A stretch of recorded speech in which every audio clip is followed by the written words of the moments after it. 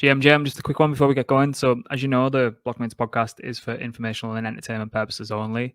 Certainly shouldn't be considered as financial advice. We have absolutely no idea what we're talking about half the time. So, any investment decision you do make should be based on your own research and your understanding of the risks involved. One more thing as well, there's around 50% of people who listen regularly who aren't subscribed yet. So, if you please could just do us a favor and hit the subscribe or the follow button or the like button, helps content grow, helps us grow, helps it reach more people like yourselves, and it mean the world to us as well. So that's the last I'll ask of you. So yeah, let's get to the episode. So GM, and welcome back to the channel. In this one, I'm taking you through Lybra Finance V2.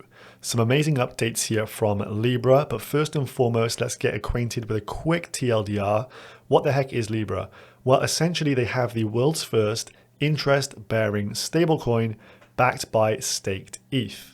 So eUSD was the first iteration, but there is now a second iteration. More on that in just a moment. But how does the stablecoin actually generate real yield?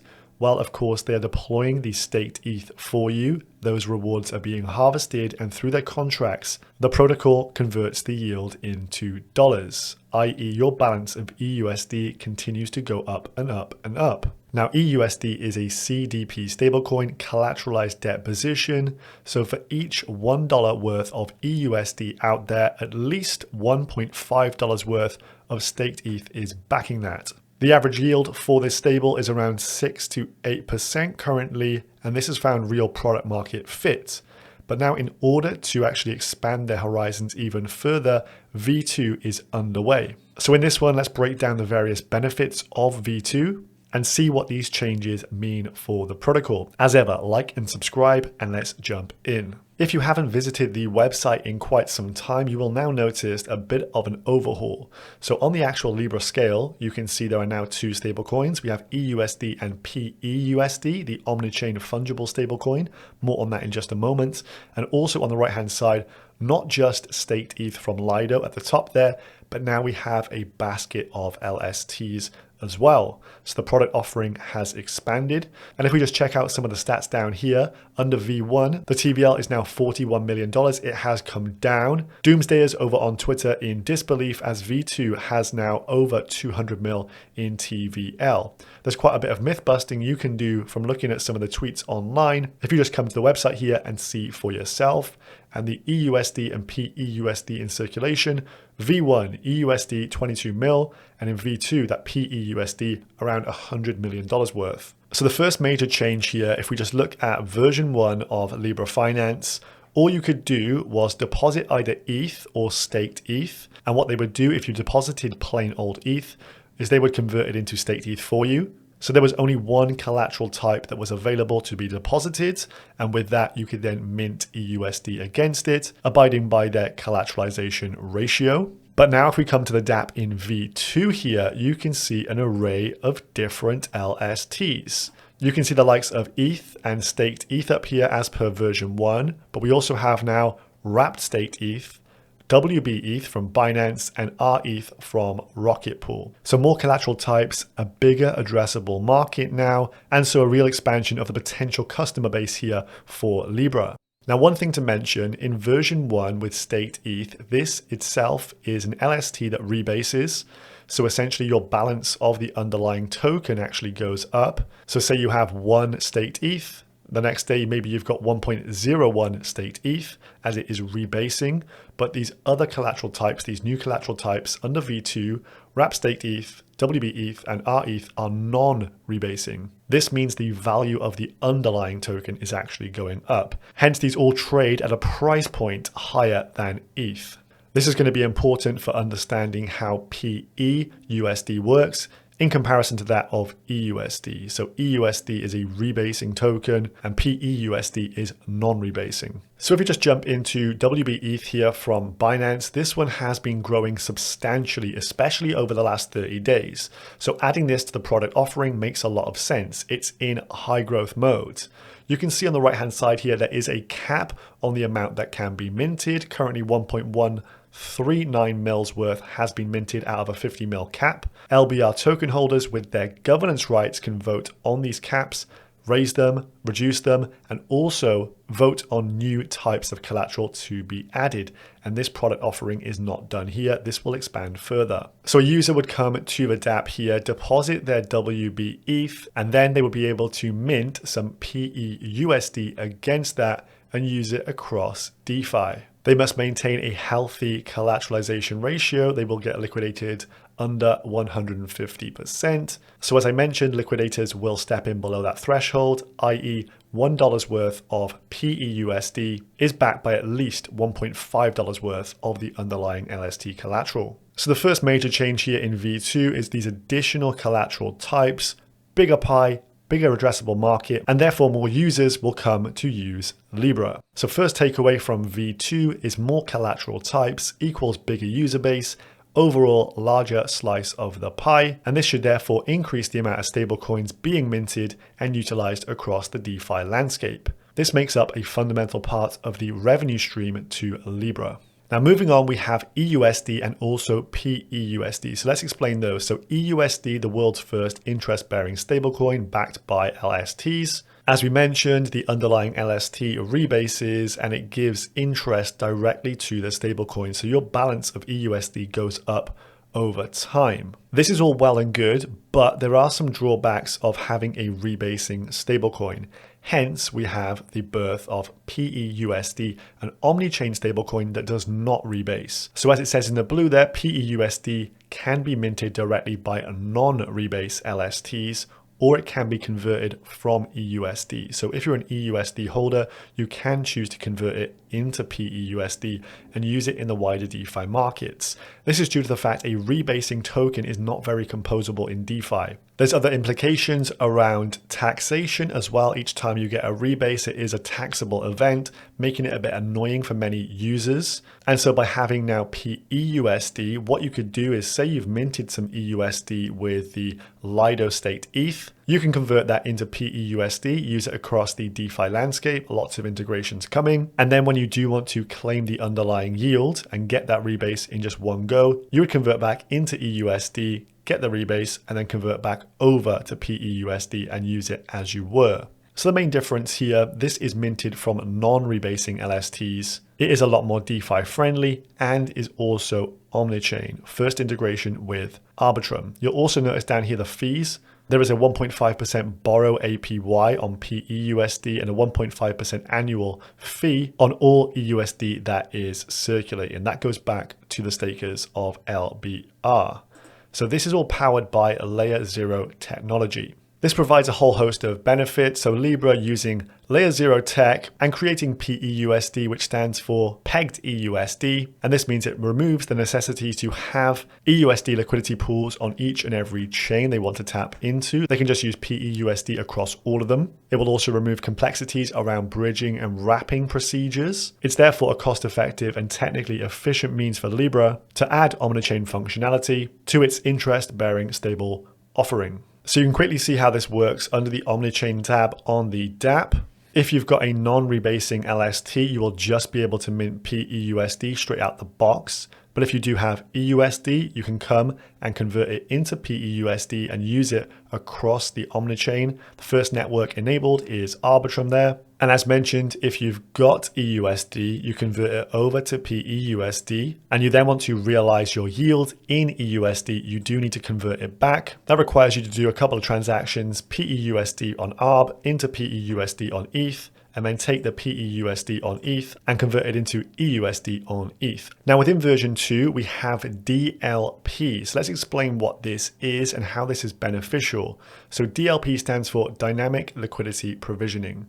So Lybra, the token LBR, 60% of the total supply is emitted to those who are utilizing the protocol, mainly to those minting eUSD. Now, some argue that this was a bit unsustainable, people coming in, farming and dumping. So the new mechanism here from DLP will actually help to maintain a healthier value for the LBR token, and it kind of aligns a lot of incentives here. So what is this? How does this work? Well, essentially, in order to get your hands on the Lybra ES-LBR emissions, you must supply some liquidity proportional to the amount of eUSD or peUSD TVL you have.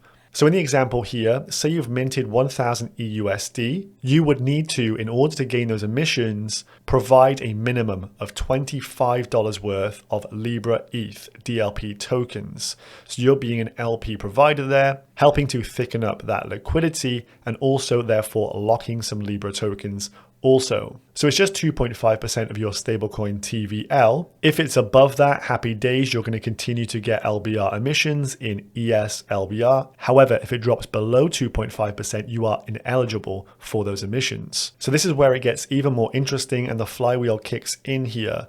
So you're supplying some DLP, but unfortunately it drops below a 2.5% threshold. You're no longer receiving those emissions, but what does the protocol do? Well, this actually gives a bounty equal to the amount of emissions that a user was ineligible for and offers them to bounty hunters. You can then buy the ES LBR at a 40% discount to the market price. Now quickly on the DApp here, you can see on the earn side, you can see the mint pool here. This is where you need to provide your DLP and ensure you maintain that 2.5% threshold to get those ES LBR rewards. However, if we go to bounty, as you can see on the left-hand side here, those who have not maintained that threshold, their ES LBR is being sold off at this discount here. But this is where it gets even more interesting and the tokenomics really kick in here. As you can see from the bottom there, 84,203 LBR has been burnt so far. This is due to the fact if I want to come in here and buy up this ES LBR at that 40% discount, makes a lot of sense. If I spend LBR to buy it, all that LBR will be burned by the protocol. On the flip side, if I buy this up with eUSD, the stablecoin, again at that 40% discount, those dollars will go into the stability fund for the protocol to maintain the eUSD and peUSD pegs. So what we have here is a burn feature to make LBR deflationary over time. And also on the right hand side, there is a vesting penalty as well. This again helps towards the burning and also the stability fund as well. So again, with this, what is the vesting penalty?